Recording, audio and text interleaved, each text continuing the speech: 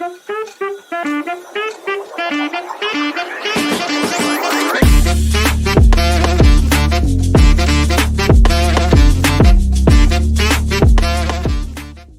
to Protect the P.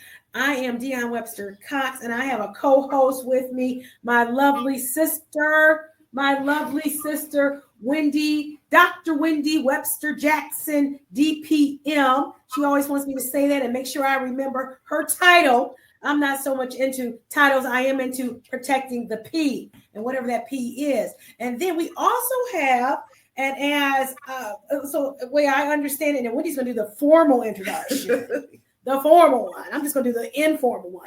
We've got political consultant extraordinaire, the mistress of Southfield political politics, the one and only PG, who is here, and she has a long legacy and a long contribution to the community with respect to arts, communications. She's had her own show with respect to navigating for those who need assistance in their goals. So she's like a life coach. I mean, I don't necessarily know her personally, but I'm just saying she can get a person, and if they listen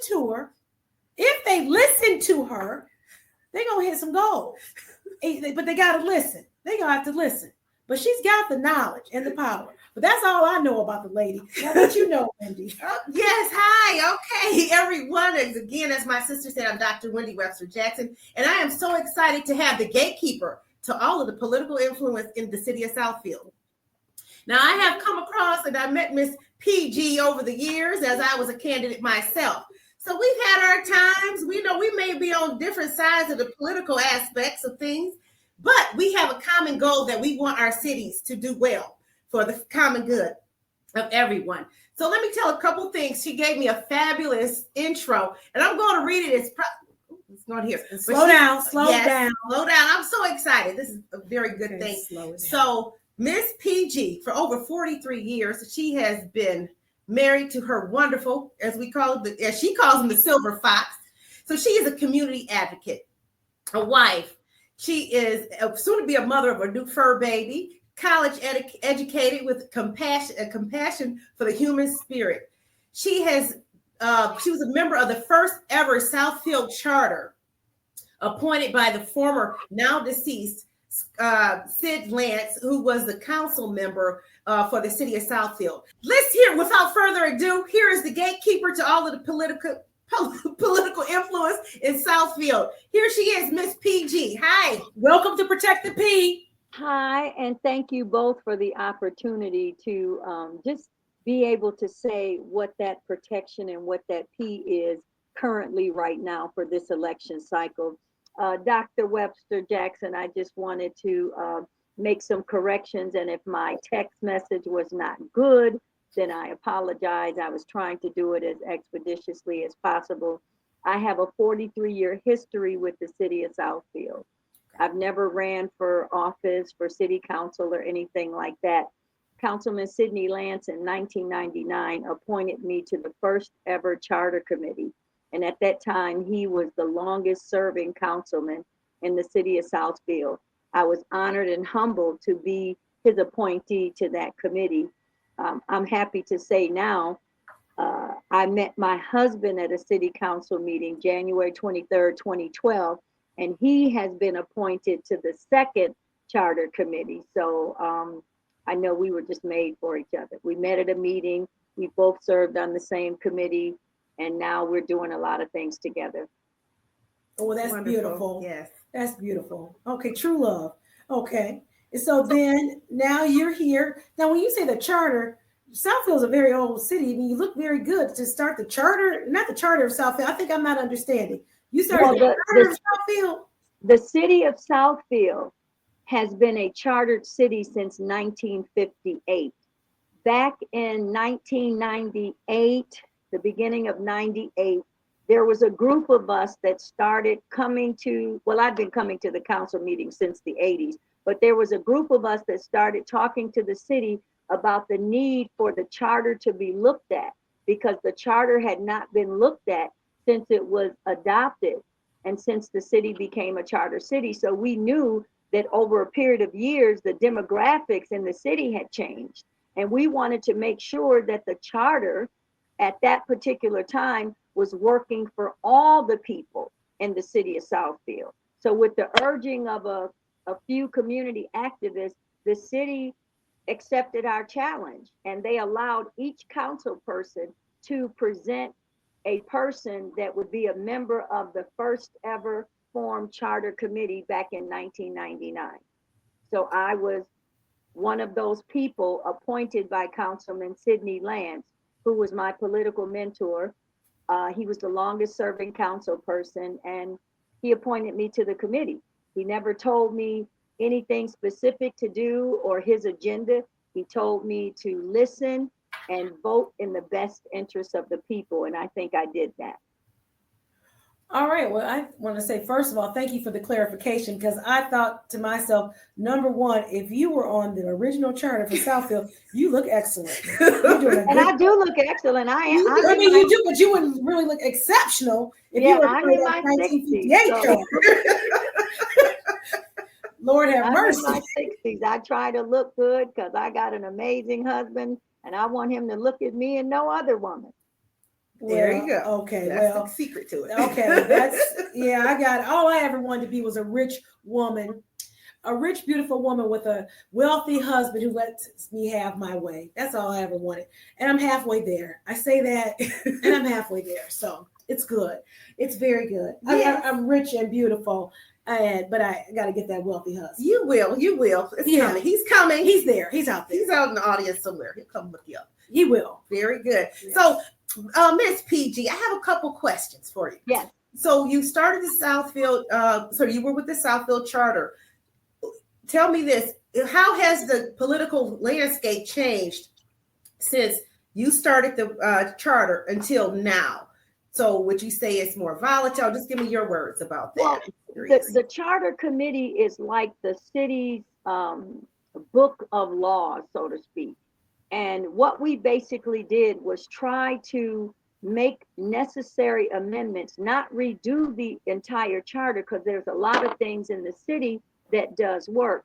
But one of the things that was an issue during the time that I was there was whether or not a person serving on council had to give up their seat to run for another office. Those were some of the things that we tried to address. So currently now the charter says that a person does not have to give up their seat, if they do not do what they call get signatures and get certified.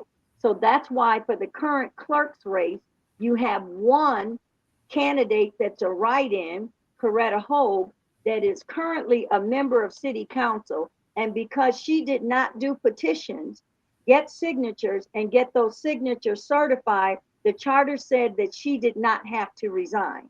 So those are things that we were trying to address. I'm sure in my husband's tenure, that's something that they're going to continue to look forward to, but that's why she was able to retain her seat right now, not give up the seat, and then run as a write-in candidate, because she did not get signatures that had to be certified. So she did not have to resign. Okay, so I just want to make sure we're clear. Now, the purpose of Protect the P is this is a program that allows people, and it tells people, a person comes on and they talk about what their P is. And there are many words that begin with the letter P, because this show is to encourage, it is to motivate, it is to inspire others. Because ultimately what will happen is that I've got one book in the making, and I've got another one that is coming out, and it's going to be a combination of the various interviews that I've had with people, and they're talking about what's going on. So I've heard what you said about this current clerk's race. I got it, but everybody don't live in Southfield. So tell me, what is your P, and how, with the story you just told, how does it relate to Protect the P? Well, my P on this particular matter would be perspective. Anybody that lives in whatever city they live in, they should understand all the ramifications of that perspective. And that perspective could be politics, understanding how each person is to run for office. It could just be the perspective of understanding what that office position consists of and their responsibility to the public. And the other aspect of perspective could just be the power that residents need to be taught and informed on how their opinion gives them the power. The citizens are at the top of the organizational chart, and everybody in the city works for the taxpayers. Right. Even though I've seen it, people don't necessarily think they do. They don't think they. You see so many people on. Not so many people. I can name a few examples. So when they get pulled over by the police and somebody says, "I pay your salary," but at that time the officer could really care less about whether or not you pay my salary. The same thing, person at a city council meeting, and there's like the open forum where one is able to speak and give their opinion. Hey, we pay your salary. And I can tell you something. Those people sitting up there on that DS do not act like they care who pays their salary. Now, which we know is true because you have to be elected and you're there for the people. And it's really the power of the people. And what I'm hearing you say is that the measures, even though they may seem isolated to some, but it really isn't. It's a bigger perspective because one may ask, if you are running for one position and you currently have a position that was elected, how are you doing that? What allows you to do that? Well, what I'm hearing you say is that this charter, this group, they were able to come together and set the rules to say this is why this can happen, or we thought about this and why there is no problem with this happening. Well, that's what we did for the first charter because we were dealing with the situation at the time. Since 1999, and it took us a year and a half to go through the entire charter to make amendments, and all of the amendments that we had put on the ballot, they all passed. We had a few of them that we were not able to put on the ballot. So the current charter committee is looking at some of those proposed amendments that we had to see if they currently work for the city. But another perspective, Dr. Jackson, and then Attorney Webster Cox, that we need to look at is, do the people understand the power that they have as it relates to the way the city operates and the way they are allowed to vote? I think right now with the political climate, that's a P that's very important to me. So I'm looking at the perspective of when you hear people say voter suppression. In the city of Southfield, what does voter oppression look like, and is there really such a thing? In my 43-year history, I have never known for people to be denied their right to vote based on their race. And when you hear, I'm going to call them troublemakers, when you hear troublemakers talk about voter suppression, they're not really giving you an accurate narrative of voter suppression and what it is. Their interpretation of voter suppression looks like this. I live in this apartment and then I buy a house. I don't register to vote at my new address. So my voter roll is going to still have my address and the precinct that I vote at in my apartment. So I go to my old precinct looking to vote and they say, this is not where you vote. Well, they'll call the press and they'll say, voter suppression in Southfield, because I'm not allowed to vote. You're not allowed to vote here because your address changed and you failed to register at your new address. That's not the same as voter oppression. That's a voter being uninformed about what they were supposed to do. And that's the responsibility of the clerk's office. When you change your address, you should go to your local clerk's office and make sure, do I still vote where I voted before, or do I vote in my new address? And a lot of residents do not know that they should do that. So that's one perspective of being informed about the process. Well, that's unfortunate because you would think that somehow they figured out to get registered in the one district, and then if they move and for whatever reason they didn't figure out they should get registered in a new place, well, that's unfortunate. Well, fortunately, but you know what? The thing about it, when things happen and when trouble comes, it's perceived trouble. It's really a lesson. So I guess that person learned where they have to be registered. They just it's unfortunate that they have to learn on the day of an election, and then the negative publicity that goes along with the city, when that's not a city fault. It's the fault of the voter, and it's a miscommunication between the voter and the clerk's office. Well, I think on a day of an election, everybody learns. There's a winner and a loser. The loser learns. So there's some voters that learn. There are plenty of people learning on election day. So well, I'm hoping that we don't have the same issue with this election that we've had previously for the clerk position. So as you both are aware, the first African American clerk that we had a couple of years ago, her tenure was not so good. There was some legal. I don't know her personally. Yeah, I'm familiar with her. Well, sad to say that I met her a year prior to her interest in running for clerk. I thought at the time, because she was the clerk in Pontiac, that she was a great candidate. And maybe I've learned a lesson to do my homework a little bit further than I did for this particular candidate. But I introduced her around. I wrote checks out and supported her campaign. My husband and I, we gave our time and effort, only to see in the end, when people don't apply themselves, or when people get a thought in their mind that I know how to do this and I'm above learning, because every day that you live, you can learn something. Every job that you have, every day on that job, you can learn something. When you get to the point where you can't learn anything, to me, you're not living anymore. And I'm scared to be around people that know absolutely everything. So she had some issues, and she was. I think that's more than issues. That's more than issues. I mean, you know, I don't have somebody didn't come into work and not available to answer my phone. That's an issue. I mean, she was charged criminally with felonies. Yes. So that's more than enough. Yes. So I'm going to interject a bit. I do personally know about this issue, and I'll speak her name.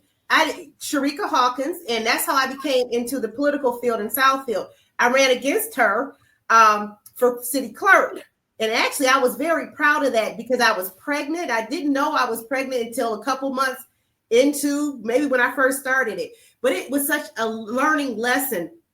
And, you know, I knew, I said, you know what, I have these skills. And, you know, I'm a doctor. I have a successful practice. But I felt, it was this urgency. Oh, my gosh, what's going on? The clerk has these issues. So, you know, let me step up. But it all worked out like it should. Not issues. She was charged with felonies. She was charged with felonies. So I felt for the city of Southfield. So that's why I got into the race. But it was a learning lesson. But I love the politics. I love being a candidate. I've met so many people. So so the perspective, and now we have a new clerk race. So it's something I'm invested in to see who was going to do it. Because as I said back then, it would descend into chaos if the clerk's office was not to me, I feel it's the most important office in the city. Well, Dr. Jackson, there is chaos. So that first clerk was forced to resign, and she cannot serve in an elected capacity ever again unless something changes. So there was this additional race, 2023.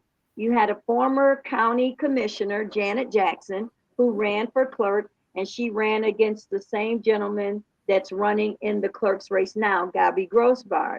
She won the race by about 74.46% of the vote. I think he got about 23.7% of the vote. When she became the clerk, for the first time in the history of our city, since we became a chartered city, so that particular clerk, for the first time since the city has been a chartered city in 1958, has been behind providing minutes for each council meeting to the people. Now, the Open Meetings Act require that after every single meeting, You take those minutes, you have to put those minutes together, and at the next upcoming meeting, and it's determined by the elected officials, and it's usually the next month, you have to get those meetings approved. They couldn't get the meetings approved because the minutes were inaccurate. So all those meetings that they had, they did not have minutes, and we were initially behind in providing minutes a year and 6.5 months. She's only been there since 2023, November of 2023. That is tragic. Well, I am sorry to hear that, but that happens in life. And now that's the situation. I would think you would really use AI and you would really use a Zoom, because it transcribes it so you can have a written record. And then the only thing you're doing is to make sure. So it's easy. And it'll actually type it out for you. The need of somebody taking handwritten notes, those days are over. So what that tells me is that person, Miss Jackson, did not even keep herself informed or abreast of technology that could have assisted her so that she would not be behind in these in that situation of getting her notes out. Well, Attorney Cox, I'm gonna go a little bit further. So the other candidate that's running as a write-in, Gwinnett Guy, I hope I'm saying her name. We don't know her name. We don't know Gwinnett Guy. Gwinnett Guy. She is running as a write-in. Now, this write-in candidate works in the clerk's office, and she worked there until she became a write-in candidate, and she had to resign. Now, during her tenure working there, she was part-time. She worked 19 to 24 hours a week, and she had been there about maybe 5.5 to 6 months, but she purports and touts a year. If you worked in the clerk's office as a part-time person ready to take over the job if you're elected, why did you not focus on helping your boss get those minutes caught up? Well, maybe she didn't want to get caught up. Maybe she didn't want them to get caught up because she had a plan. She was thinking long term that she ultimately wanted this position. Now, for whatever reason, she couldn't get on the ballot and she has to do it right in. So her plan sort of backfired. I'll tell you why she couldn't get on the ballot, because she didn't get enough signatures. Okay, so her plan backfired. And if you've worked in the clerk's office, if the signature, and Wendy knows this, she was a candidate. If your race requires that you get 200, then you get 350 to make sure that you got the number. And she did not do that. So that's why she is a write-in candidate. But it goes a little further than that from the political perspective, ladies. And that is, if she's worked in the clerk's office, meaning Miss Guy, she should know that one of the things that's required when you become a write-in candidate, you have to put your disclosure statement on all of your literature. So Miss Guy violated the law because she did not do that. She violated MCL, which is Michigan Compiled Law, right, 169.247, subsection 1. She failed on all of her campaign literature to put that statement paid for by. Well, when you ran Dr. Jackson, you put that on your literature, and you were a first-time candidate. Okay, well, you said she'd only been there 6-7 months. She said in the League of Women Voters forum that she had other experience in another city for 8 years. Somebody had to tell you in 8 years, this is what you're supposed to do. Well, can I say one thing? And I'm doing this, I feel I'm valid because I have been a candidate. Yes. So 2 things you have to do as a candidate. One is make sure, as you said, everything says paid for by the committee on every piece of literature.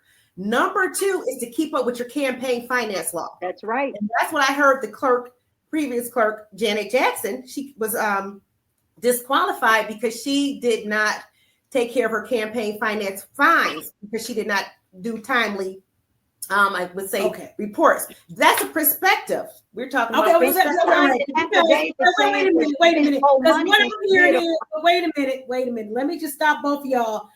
Okay. because neither one of these women are here to say anything on their behalf. Now, I am an attorney, and we're not going to get into no defamation or slander about these people. What we know is public record, Attorney Todd. I hear you, but what I'm going to say is this: I got to control this conversation. Yes, because I'm not going to get caught up in y'all's. I can tell y'all don't like them. So, well, that's what I'm getting. So the bottom line is this. The bottom line is this. Janet Jackson. Well, hold on for a minute. Janet Jackson is not in because she didn't have it together, or she didn't. Well, she didn't have it together because she didn't want to have it together. Right? Those are choices. And the same thing with this write-in woman. She made a choice, so now she's going to do it write-in way. So God bless their choices, and everybody's where they want to be based on their choices. And if you want to do something different, you think differently. So maybe next time that woman will think to put down on her thing paid for by the committee. Maybe Janet Jackson will think to report her minutes or whatever she's supposed to be doing. Okay, so we're going to just think differently if we want change in our lives. That's protect the P. That's what we're here to do. I totally agree. So very good. Thanks. So now we're going in through the race. So you are, I believe you're representing a candidate. So you have a different political perspective. You're representing informally or formally campaign manager for. I am a volunteer campaign manager for the current council president, Michael Ari Mandelbaum. And I am also the volunteer campaign manager for Gabby Grossbart, who's running for city clerk. He is the only person that did what was required to get his name on the ballot. And I'm very pleased that he did that. And that's good. And that's a very good friend of yours, because I can remember you supported him. I know. See, the thing about it is you can always tell me anything, because I'm going to listen while you're talking to me.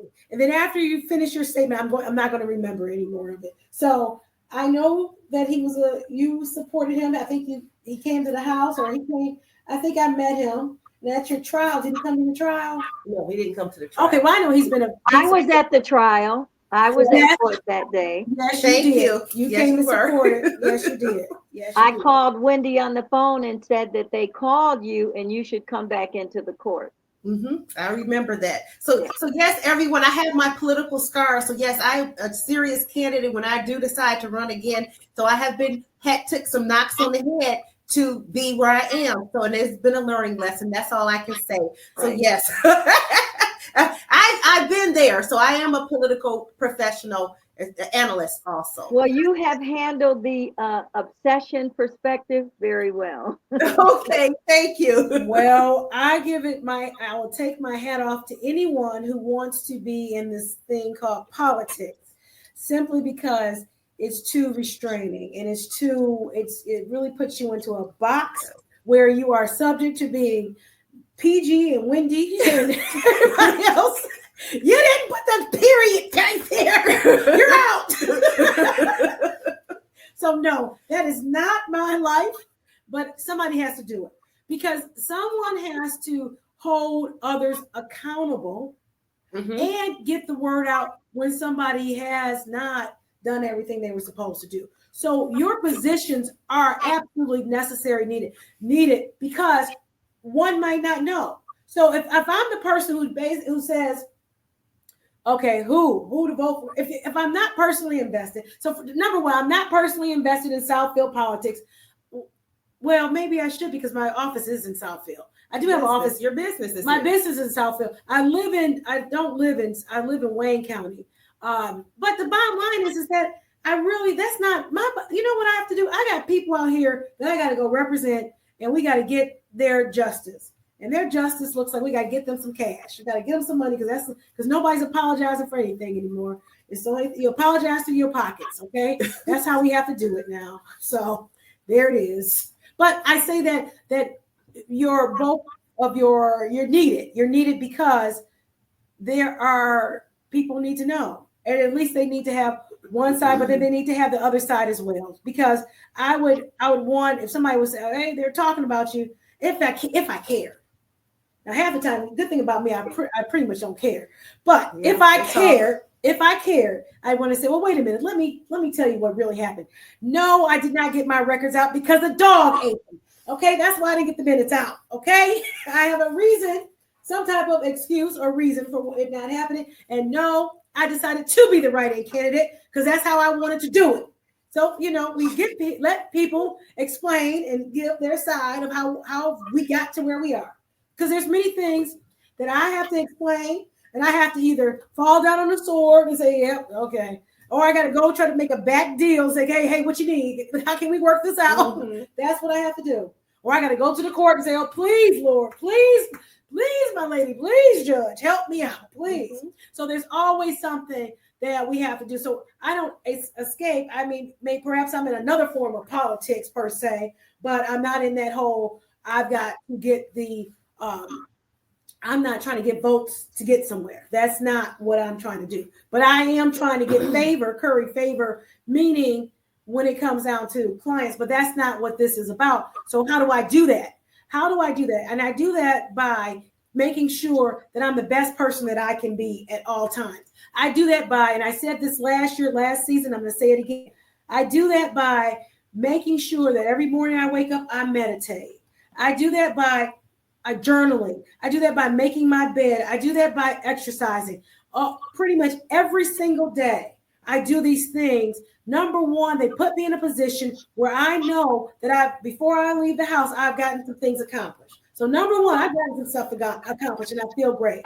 I go and I also do it because I tell myself, and I started recently telling myself this, I expect something great to happen to me today. Something great. That's what I put out there. I put out there that I have goals and I'm hitting my goals. Mm-hmm. I have a vision in my head. I have visions of how I want things to be. And I just work towards them. And I don't stop and I won't stop. So I've got clients that I take care of, and I take that very seriously, and I'm there for them. And that's where we're trying to go. Get to hit the goal. Now, sometimes we don't always hit the goal. I'm not God. I've never even purported to be. Well, Attorney Cox, people have asked me, how is it that you come to these city council meetings and you've come for 43 years and you've never ran for office? I know that some people are good at the dais. I'm one of those people that my talents are beyond the dais at the people's podium. People have said to me, well, they disrespected you, they've lied on you, and they've called the police on you to try to put you out of meetings. Why do you continue to come? You talking about Wendy? No, I'm talking about over the 43-year period of council meetings. And they've asked me, why do I continue to come? And I would give them a couple of answers. Number one, because I can. Number two, because I'm an adult and this is what I want to do. And number three, they cannot stop me. And even if you put me out and you're successful to put me out of the meeting today, I'll be back to the next one. So you have to keep coming up with these reasons to be able to stop me from coming. And I'm not going to stop. And I have not stopped. And I have gone through a lot of things, but in putting me in those situations, they made me think. They made me become more cognizant of the disrespect and made me put those things in place so that I won't be a target. And you do that by whatever situation they throw at you, you have a comeback for it. For example, in 2008, and may he rest in peace, the former mayor, who was a councilman when he passed away, Don Fracassi, he started the police coming to the council meetings. And they started coming to the council meetings because of a complaint that he made about me. And when he came in from calling the police, the Holy Spirit told me to look at him, and the look on his face made me turn around. And because I'm a regular council attendee, I recognized it was two different people that had not been to the meetings, but the one I knew was a detective. So what would most people do? They would get their hat, their coat, and leave. That's not what I did. I said, let me show you what happens when you put me in a situation to be roughshadowed by the police for a non-valid reason. I went back there, introduced myself. I said, I know you're a detective. You must be, because you guys are sitting here together. I said, I come to these meetings. I sit in the same spot. You're welcome to come down and sit with me. I'll give you a play-by-play of what's going on, or if it's something you don't understand, let me know and I'll answer the question for you. And they kind of laughed. He was mad. Why is she talking to the police? I'm not afraid of the police, and I should be able to talk to whomever I want to talk to. So when I discussed it with my dad, who's now deceased, and we're from Brooklyn, New York, he said, you're being rough shadowed. And I said, Daddy, how do I handle that? He said, all those briefcases and bags you like to have? He said, come to the meeting with a whole bunch of them and require their help. Put them on your detail. And that's what I did. And then all of a sudden, the cops started seeing they're harassing her. She's doing nothing, but she's speaking her truth and she has the facts. So as the city officials at the time, and they have since moved on or passed away, as those people were complaining about me, the police said she's doing nothing, so we're not going to be weaponized. And thank God for our first African-American chief. They called him Dr. Joseph E. Thomas. He said, I'm not going to use my police department against someone that's doing nothing. So that's why the police are in the meetings. And then after a while, it was like, okay, leave her alone. But I've gone through that, and it's made me stronger. It made me think and apply the fact that I love to play chess. Chess is a mental game. So it makes you stronger when it doesn't, take your life away.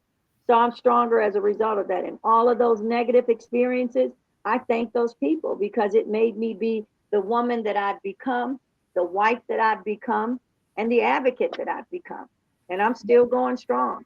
So that's beautiful. Okay, can I say one thing that I did notice over the years during my political campaigning? I would see you at the meetings, because as a state, when I ran for state rep in 2021, I said, let me go to the city council meetings of these cities and districts that I want to represent.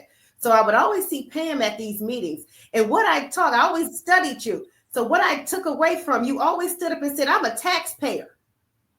Every single time you say your name and say, and I'm a taxpayer, whether it was Farmington, Southfield, you always said that. So I just wanted to say that I paid attention. I listened to you.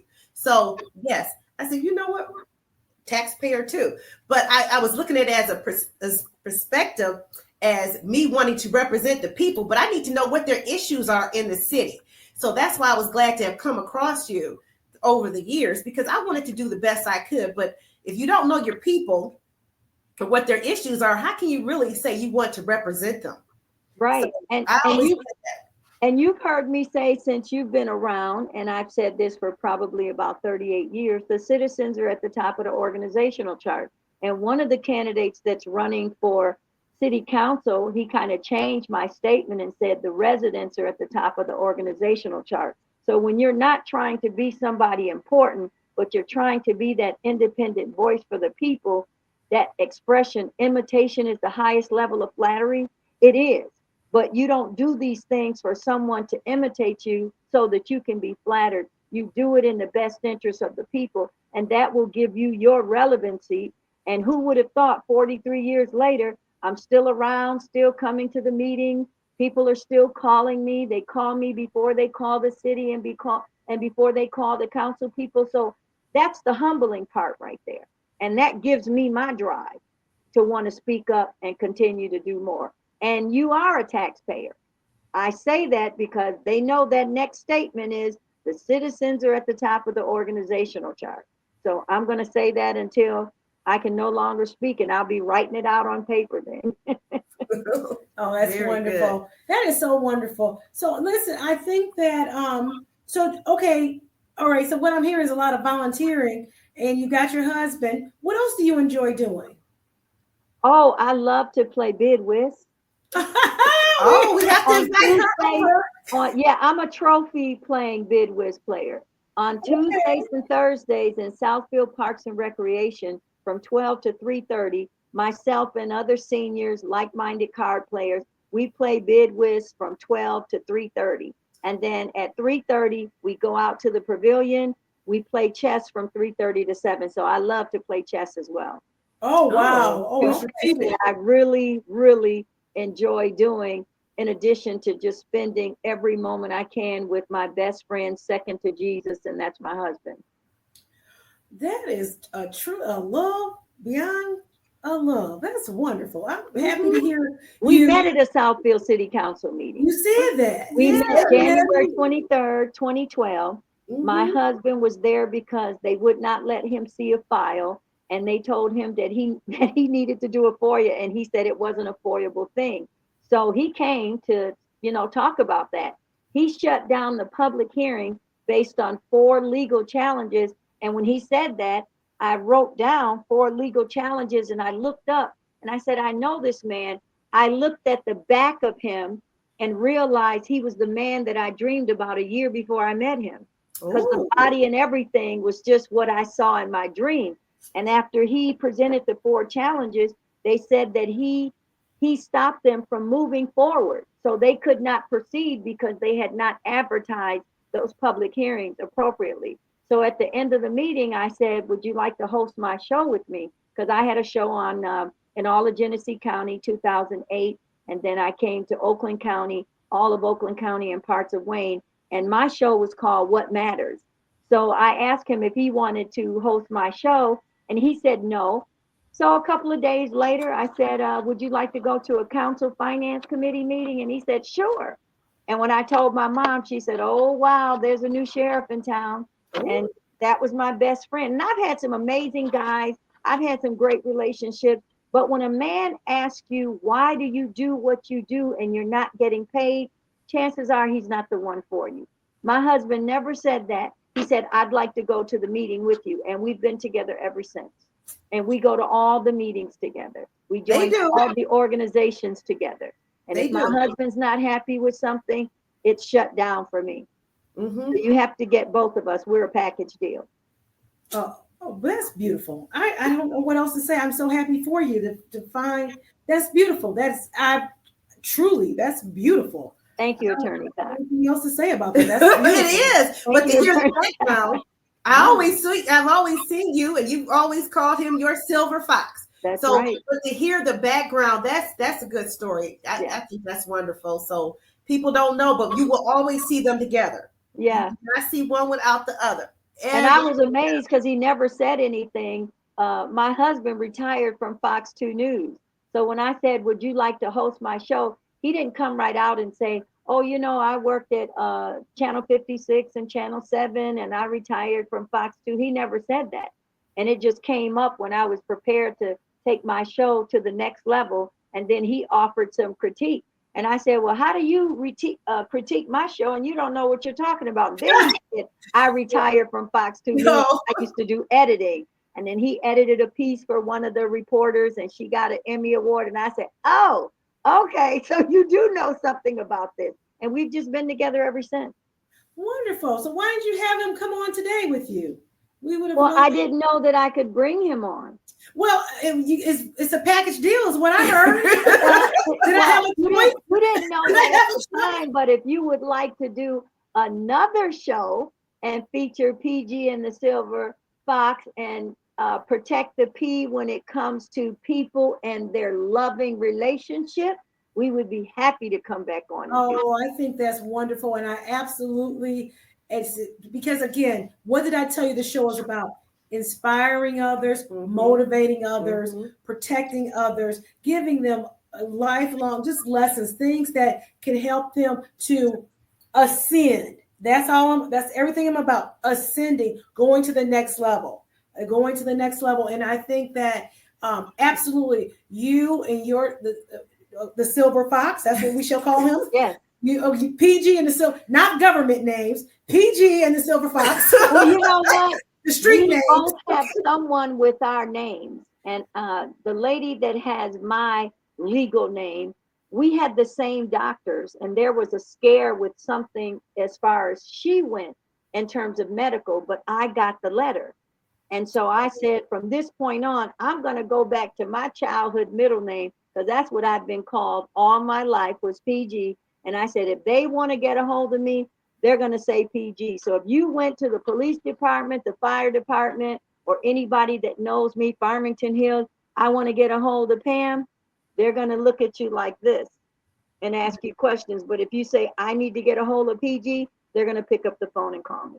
Oh, wonderful. Okay, that makes more sense, because I said, well, what are we doing with this covert? Why are we covert here? So thank you for the explanation. That makes me feel a whole lot better. I didn't know. But at the council meeting, Attorney Cox, at the council meeting and for public hearings, I have to give my legal name. I would hope so. But if you didn't, it was okay with me. I'm happy you took the time out to explain it. But prior to that, the stories that you told and your message let me know that even though it's PG, and I'm happy you gave the background as to, but you definitely had credibility to me based on the knowledge that you just imparted previously. So I was fine. I was fine. Again, when you said call her PG, I said, what is going on here? Life is nonsense. It ain't that kind of show. Everybody, we don't have, because I got people, my clients, we call them Pookie. I said, so she PG, huh? Okay, fine. That's how we doing it today. Okay, got it. So okay. Now, Pookie is a little different. But no, not really. Still not government. I'm Deanna Elizabeth Webster Cox. So I've never got a middle name. I mean, I never got a nickname. Yeah. I trained in capoeira. Capoeira is a Brazilian African martial art. And not everyone, most people, they give them another name. So they might say amigo. They may say such and such. They give. I was always just Dion. So I was going to be you can definitely figure out who I was. That's Dion. So even in my family, it's always been Dion. Even in my own social settings, which are very small, Dion. It's never been, sometimes people might call me Liz, because my middle name is Elizabeth. Some people, very few people call me Liz. They call me Liz. So, but I appreciate, so absolutely, we can have a show that does that, where you can talk about the process. I think it's a process of a loving relationship, and what I'm hearing is a lot of respect, and I'm having a lot of respect on your part. So I think that's wonderful. I really do. Well, if we could just deviate a little bit from the other power in the P, and that would be politics. When I met my husband, I told him, I said, what you see is what you get. Oh, yeah. I'm not going to send my representative to talk to you. I'm not going to pretend or play any games with you. I'm not the easiest person to get along with. Loving me is very difficult. I have been single for a while. I know what I want. I know what I'm not going to deal with. I'm not always happy. I'm very emotional. But one thing you'll find, if we can get past that point, I'm loyal, I'm consistent, I show up, and you will never be mistreated. Well, now he can't beat that now. Those are the things that he fell in love with. He said, when I turned around and thanked him for shutting down the public hearing and having his facts together, he said, when he saw my eyes, he said, that's the woman I've been waiting all my life for. Neither one of us have never been married, no kids. We have no drama. So the only drama that we have is, love, why did you leave the seat up? And he'll say, babe, why did you put the seat down? That's right. You bugging me with that crap. Put it down. Put it the way you want. That's our drama, right? But no, I wanted to talk about the other, if you two ladies would allow me, the other protect the P, and the P being politics. Why is it in this political climate, do you think that people do not want to get information about these candidates? And why do they allow themselves to be persuaded with, I'm not even going to say lies, because I don't really like to say that, but why do they allow untruths to occupy their mind as opposed to them doing their own research? Well, I think that for the most part, there is a narrative out there that everybody's doing bad, that everybody that this is doom and gloom. And doom and gloom sells, right? Doom and gloom sells. So if all my messaging, communications I get is from a news agency that is doom and gloom, doom and gloom, then I'm not trying. And then all I'm trying to do is make it in my world. Because if in my world consists of me getting up, whatever it is, whatever your world consists of, I don't know. Get up, go to work, or get up, take care of somebody, get up, get these kids together. If you by yourself, get up, whatever that is. And if that's my world, and then the only part I get to the outside world is doom and gloom. And then if my circle that I talk to is nothing but doom and gloom, then I'm not thinking about, I could care less about your information because this is my world. This is my picture.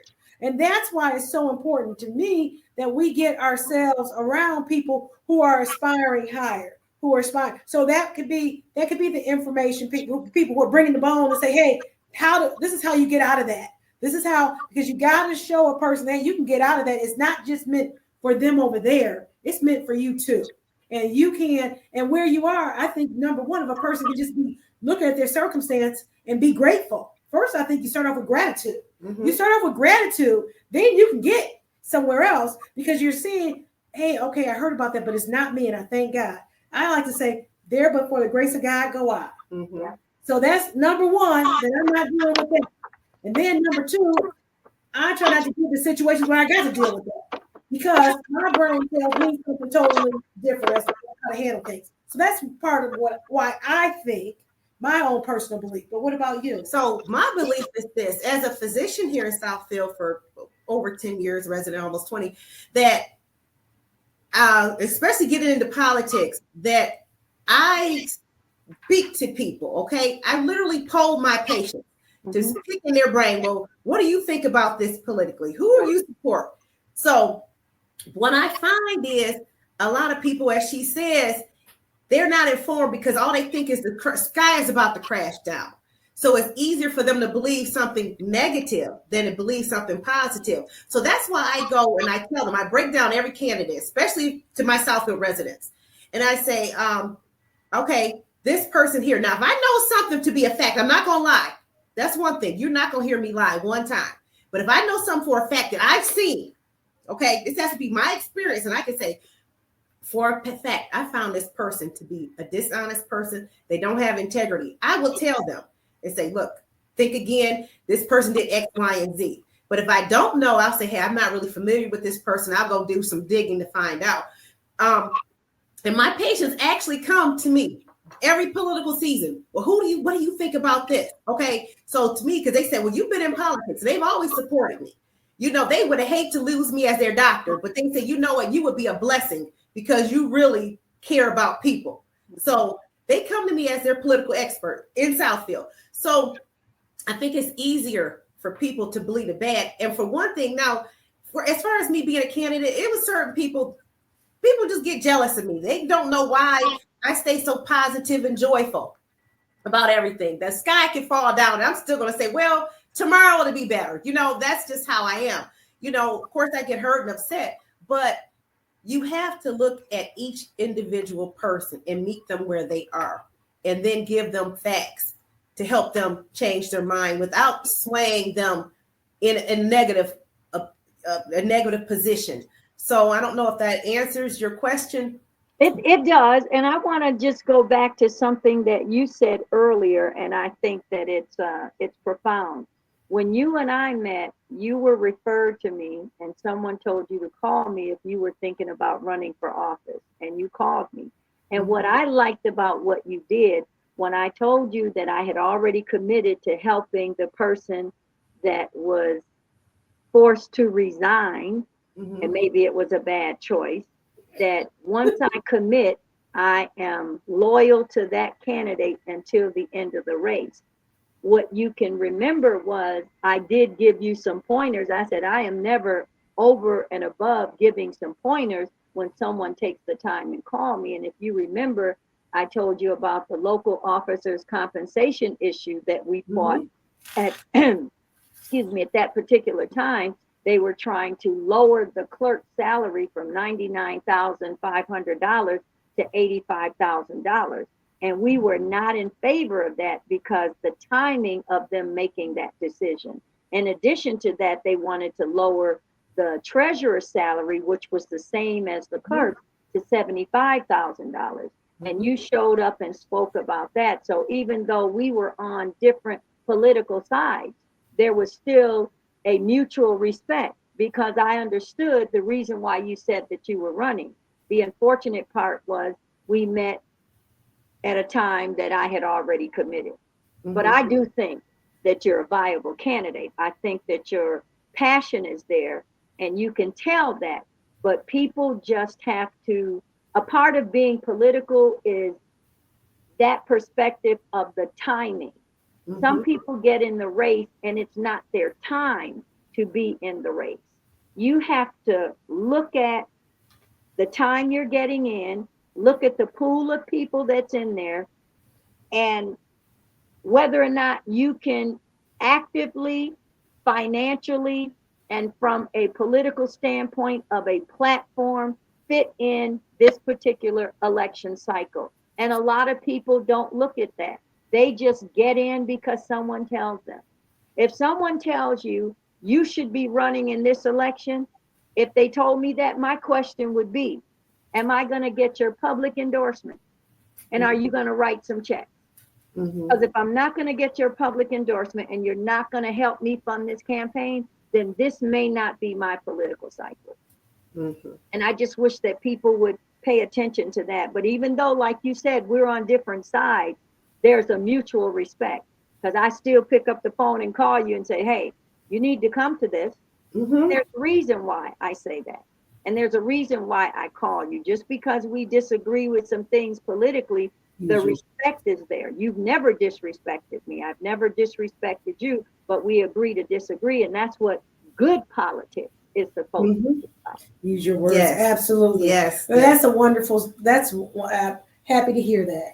I really am happy to hear that. Yes, I'm maturing politically. I understand. Yeah. You've changed since I first met you. Right. So I had to get, I took my lumps and I've learned. And I love to watch people. I learned.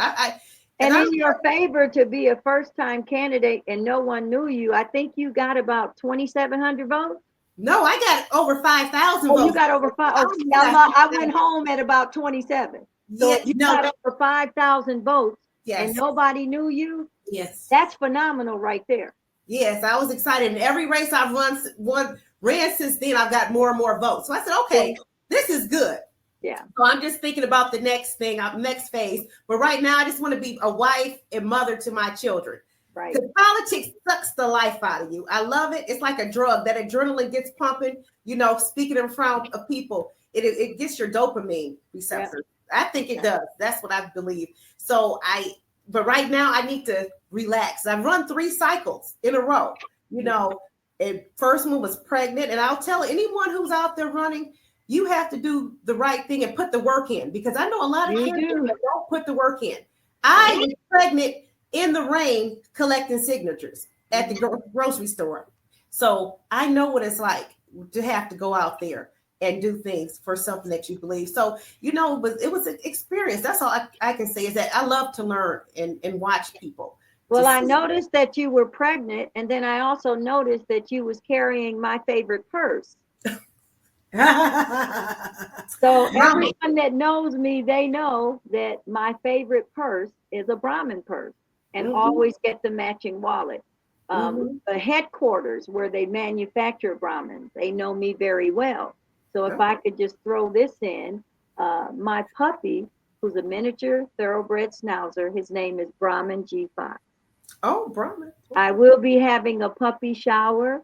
I would love for you 2 ladies to come and be a part of this village. And you know that a puppy needs some things. So I'm asking people for gift cards if they want to support my little schnookum. PetSmart or Petco gift cards, so that I can get him some of those things that he needs. Because when we got married at the court. When we had our anniversary dinner a couple of years ago, we didn't ask for anything. And I was amazed at how many gifts that we got. We already have everything for our house, for our houses. So we didn't ask for anything. But if you want to just support my little BGF. Okay, well, really okay. Nice. And I'll let you know the event, Send me the the date of it. information. Yes, ma'am. So we're going to the So dog cute. shower. Do we call them dogs anymore? Fur baby, I think. Fur baby. Fur Okay. baby, little brown fox. Yeah. I am Let me so see new to if this. I I can have a pull friend him of up real mine. quick. And I'm hoping, can you see this picture here? Aw, he's Isn't he cute? Oh, No, he's cute. I can't determine what he is. Well, I see he looks black. It's Yes, he is. He's black That's with him, black. gray right here and gray on his feet. Let me Well, show bless you his little another doggy picture heart. of him. Okay. All right. Well, I can help the absolutely. What he needs, some little doggy pampers. What does he need? That's what I normally do. Give him some little doggy diapers. She probably wants a Brahmin collar. Do they have Brahmin collars? Do they have a dog line? You know what? They used to have it, and when I called them and told them, they said, "Oh my God, here's another little picture of him." Okay, no. Somebody grabbed him by his neck. No, it's right there. She's holding. That's his face. Somebody's holding him. Yeah, somebody's holding him. Oh, That's somebody grabbed him by the neck. You know, you grab him by the ruff of the back of their neck. No, she's holding him like Oh, that. I I see can't the tell. face. Okay. One of his godmothers lives in Kalamazoo, and the other one lives in Grand Haven. Okay, he's Yeah. well out through Michigan. That's West Michigan. West Michigan. Oh my God. That, you know what? I think is wonderful that that you can give love to all of God's creatures, and I think that's wonderful, because I think that's absolutely wonderful, and I'll leave it at that. And certainly, a little gift card. Now I don't go buying dogs no designer nothing, because I don't even buy it for myself. So, but I do have. Do you still have any of those fake bags that we got from China? That maybe a little Louis Vuitton or something. Maybe he can have one of those. Oh, and sleep in there and carry him around and carry it. My daughter and I travel, and I've taken her to China like 3 times. And they've got these little stores that are behind the store, underneath the store. And that's where they give all the, when they came out and said all the luxury brands are made in China, they really are all made in China. Mm-hmm. And then they've got a little spot where you can get the actual bag that was, maybe a stitches off or something like that. So, but I know in New York, where I'm from, you had people that were set up in these buildings that used to sell what I call in New York, or what we say in New York, Fugazi products. Fugazi, right? And they prosecuted people for that. So I think what you're talking about is probably approved by the government or by the state and by the manufacturer, that they can sell it, like you said, with the stitch messed up or something like that. These are not like fake copies that they're fakes. They're fakes. What happened? They're fakes. The only thing you couldn't do was this. You could only bring back, you can only bring back 1 or 2 of each brand. You couldn't bring back more than that, because then it would be for the purpose of trying to sell it. Distribution. And that's where it became illegal. So no, they were absolutely fakes. They were not sold in a store they weren't sold at the Louis Vuitton store as a, I don't even think Louis Vuitton has a little clearance rack or whatever. I don't know. But it wasn't like that. They were truly, you had to go in the basement of someplace, down in the basement, through a back door, around the woods, down the rabbit hole in order to get there. So it wasn't something, it was part of that whole black market thing, but you could get it across. You weren't breaking any laws if you only brought back 1 or 2 of the same brand. You couldn't bring back more than that, because they thought it would be considered some type of buying for distribution, for selling and distribution. And that there was an international crime and federal crime. Well, Brahmin, they used to have dog products maybe about 5 years ago, so I'm a little late. Because I called them and I said, hey, I finally got that little fur baby named Brahmin, and they laughed. And I said, now, do you still have the collars? And they don't have any of that stuff anymore. Well, we'll figure something out. You'll give that stat. So now, I'm just going to do Petco or PetSmart. It's going to be all pet stuff. I'm going to have him a cute little collar and harness for his leash, and put Brahmin on there and his birthday and all of that. And, Well, you have people he's not going to be a designer pup. He's not going to be a designer pup. He's going to be a love pup. A love puppy. Oh, dear. But will you have real food for people, or is it just going to be dog food at the party? Oh, no, he won't be eating any table food. It's going to be real food. Organic based food. Nature's Premium is a good food, endorsed by Caesar. Yeah, Caesar Milan, yeah. yes. The dog whisperer, as they call him. So I'm Mhm. just going to try to take care of him and provide good food for him like I provide for his human dad. Yes, I think it's going to be beautiful. So, on that note, tell us, what is your final words for Protected P? Well, I just want all the voters to really get out there and exercise their right to vote. And there's three ways that you can vote in any election. The first way is by mail absentee ballot. And for this current election, the ballots have probably started to come out now. They usually come out the end of September. So you can vote by absentee ballot and take your ballot in or mail it back in. The other way that you can do it is early voting. So you're able to vote from a certain date. I think it's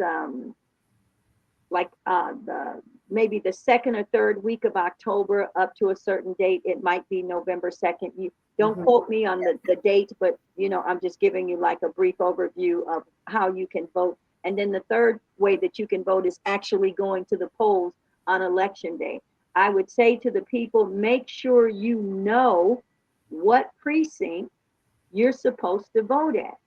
And you have enough time to get that information now to make sure that you are registered to vote in that particular address and area that's on file. And I just wanted to say to your audience and to the people that vote in Southfield and then anywhere else, make sure you do your own research for that particular candidate. Don't listen to the rumors. Don't listen to the untruths. Get your information. Every candidate has a phone number, a website. I would urge every voter to pull out that phone number, get on that website, write down any questions if you may have them, and then vote for your best choice. And I'm going to say for city council, that best choice is my candidate, Michael Mandelbaum. He's been on council for 10 years. He's done a lot in terms of helping the city, helping the residents. So go on his website, and then Gabby Grossbard is my interpretation of the best candidate and the change that we need right now in the city clerk's office. Okay, that sounds good. What I also want to move to here, because what I was asking you earlier, I wanted to see what else did you have any other type of financial interest? Like, did you have a business or anything like that? How do you? But if your business is the volunteer campaign manager, I understand that, and then you got a new business of the puppy, so your fur baby. So I think that's wonderful. Do you have any like products? This is also a place for you to talk about anything else you want to market or other interests that maybe a pecuniary interest that you may have. Is there, I mean, you definitely promoted Brahmin quite well. So that's good. We should get some money from them for let's see their name here. Free bag Brahmin, yes. No, the Brahmin fur baby. The Brahmin fur baby. Okay. And they did give me permission to name him that because I'm probably their best customer.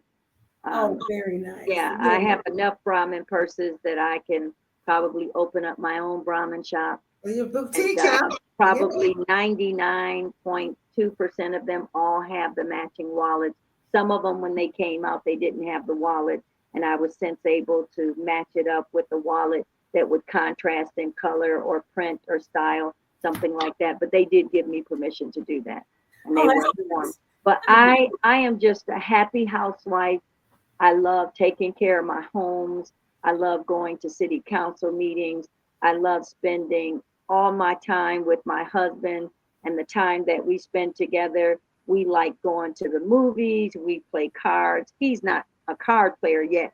He just became a chess player recently. Okay. So he's playing chess now. He has his own portable set that we can take anywhere and play.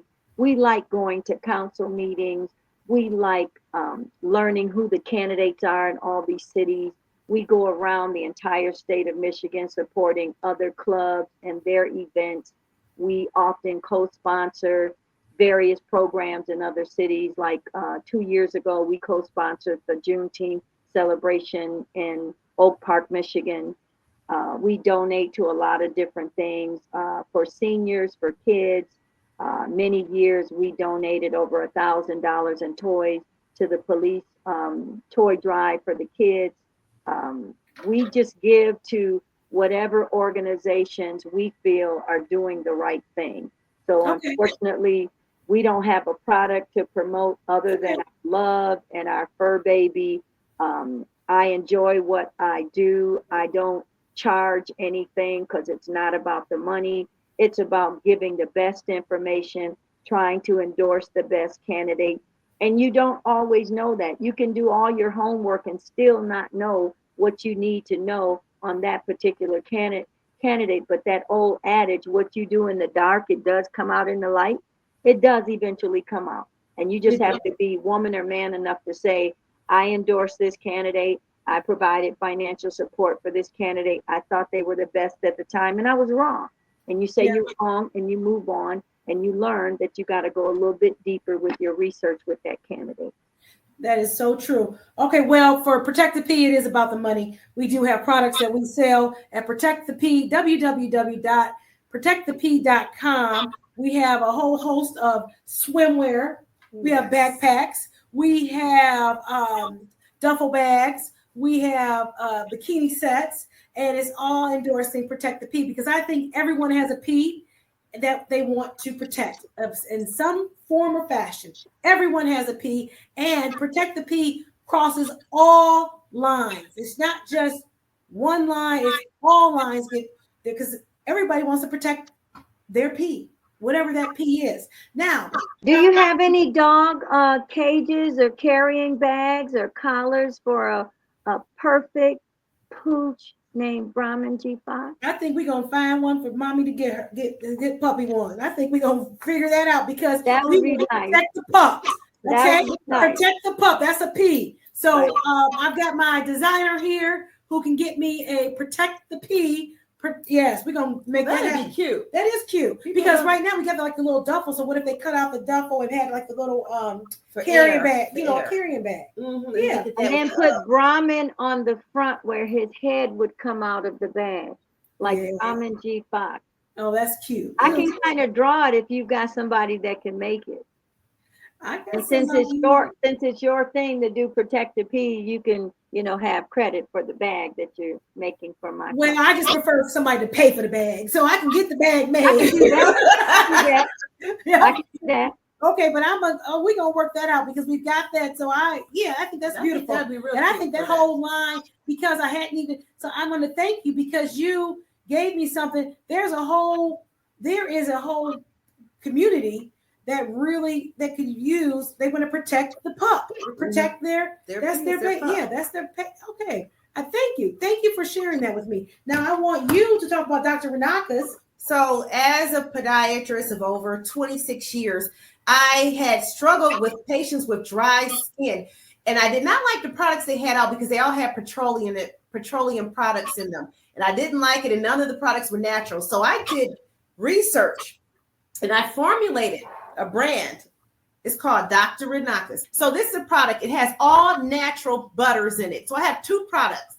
Oh, there it is.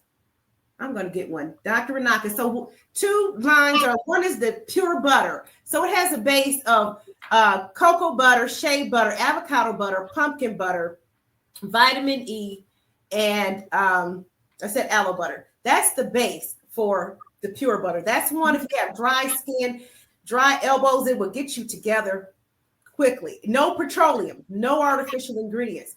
And my second one, if you have more skin that it might have eczema or different kinds of skin issues, pruritus, which is itchy skin, that is called Dr. Renaka's Extreme. And I think it's an extreme.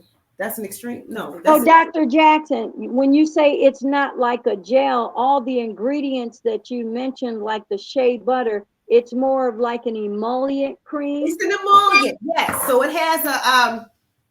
I'm showing it right now. You take it. You put a small amount. It will get you right. But the extreme is different from the pure butter. It has the same avocado butter, cocoa butter, shea butter, pumpkin butter, but it has essential oils in it. That's why it's good for eczema. It has lavender, peppermint, oregano, Tamanu, that's a nut from Madagascar, which is very rare and very expensive. But if you have eczema, it will go in there in a couple weeks. It will start to lighten that skin and make it healthy again. So that's a line that I have created. So I actually have my patients. I love my patients. Okay, they'll go along. So we tried different formulations over the past 10 years. So I finally got a product, and it's found at drrenakas.com.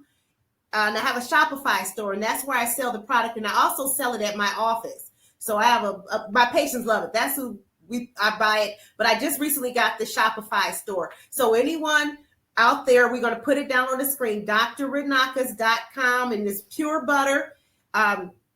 Online, it is more expensive because it has shipping with it. So the pure butter is $30, but it includes shipping.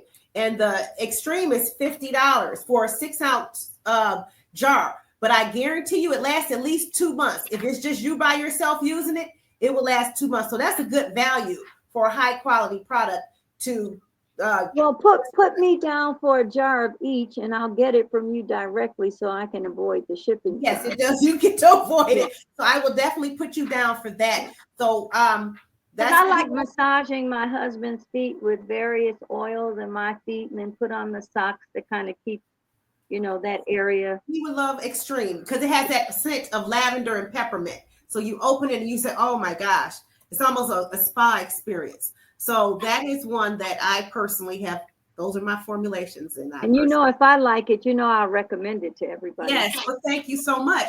So that's what I wanted to say as far as my products there. And also I do my regular podiatry. This is for everyone here, because it's going to be on the show. But yes, and I'm here in Southwood. I'm a local business. So put me down for one of each.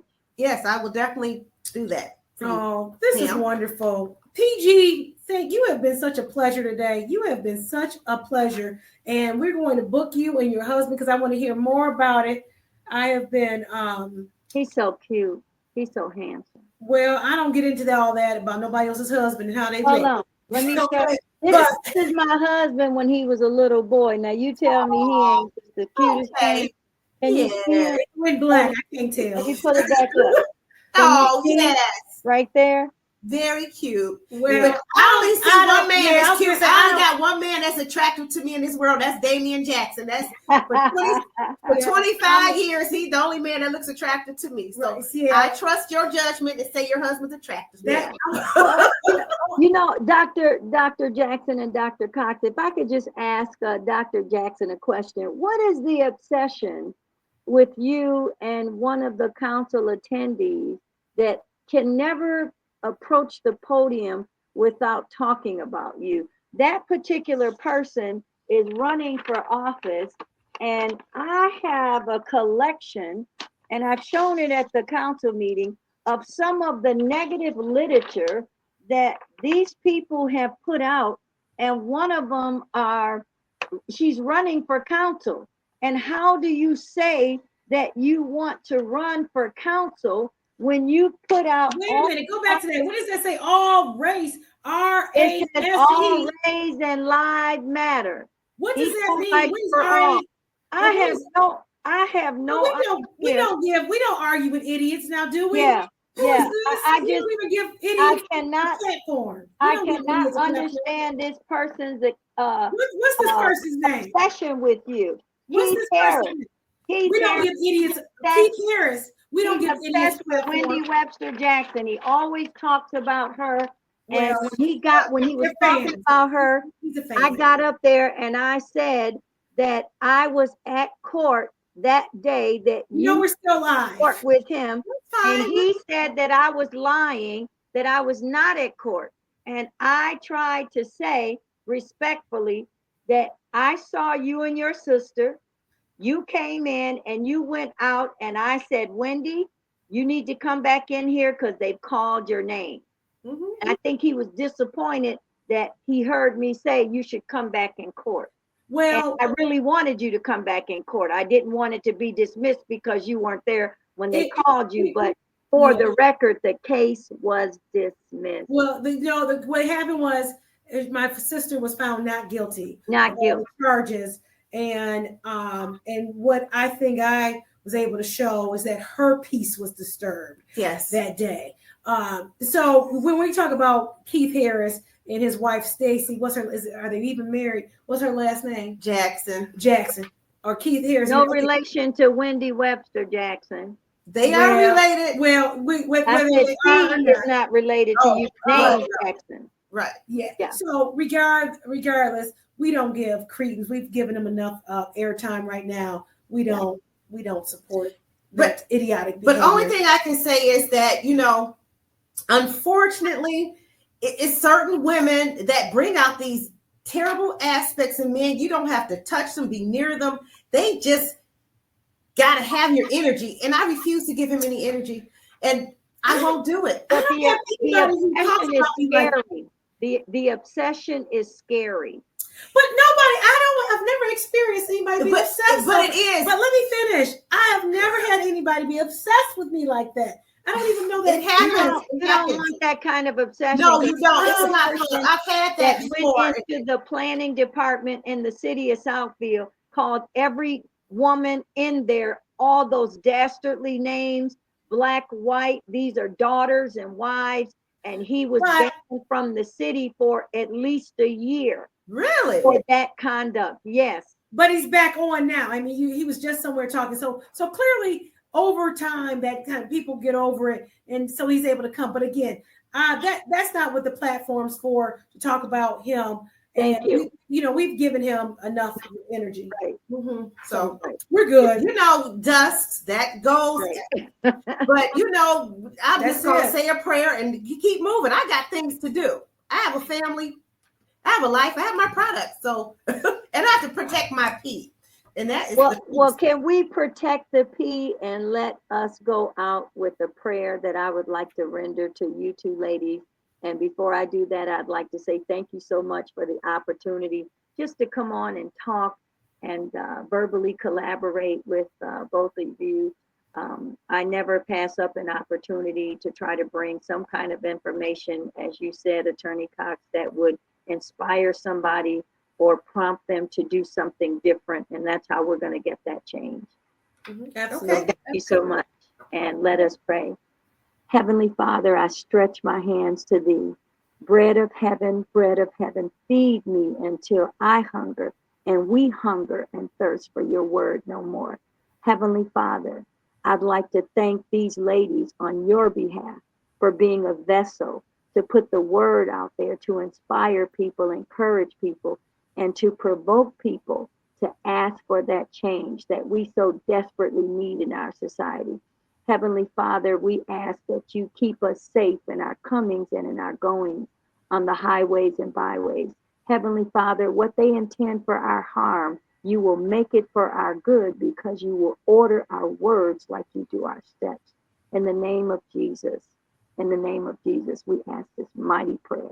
And we thank you for your grace and mercy, knowing that it's new every day and getting an opportunity to get it right the next day. In Jesus' name, amen. Well, in Jesus' name. We pray every night before we go to bed, even if we fall asleep and wake up at 3:00. He'll say, "Did we pray?" And I'll say, "No, we pray," and go right back to sleep. And it's important. So I want to protect the prayer because there's power in prayer. Oh, yes, it is. I'm a prayer person now. I wouldn't have gotten here at all without prayer, without God. I know that. Okay. That's a cute little P. Not only other letter you need to go with that is the G. Yes, ma'am. Yes, ma'am. Thank you so much for being our guest today. And we look forward to seeing you. I'll probably see you at Empowerment, or if I have time, I'll see you around. And also, we will see you when you send the invitation for Little Brahmins, right? Baby shower. Yeah, I will certainly do that. It'll be after the election. After the election, and I will probably see you at the Bitwiz, because I love Bitwiz. We've been playing for since we've been little. We were raised on Bitwiz. Well, come on, and either let me tune you up as an opponent, or you can be my partner. And right, that's my thing. Okay. All right. Thank you so much, Pete. Thank you, ladies, so much. Okay. Bye-bye. I'll tell everybody to protect the P. Protect the P. Okay. Protect the P. That's right. All Thank you. You're welcome. Thank you so much. Thank you.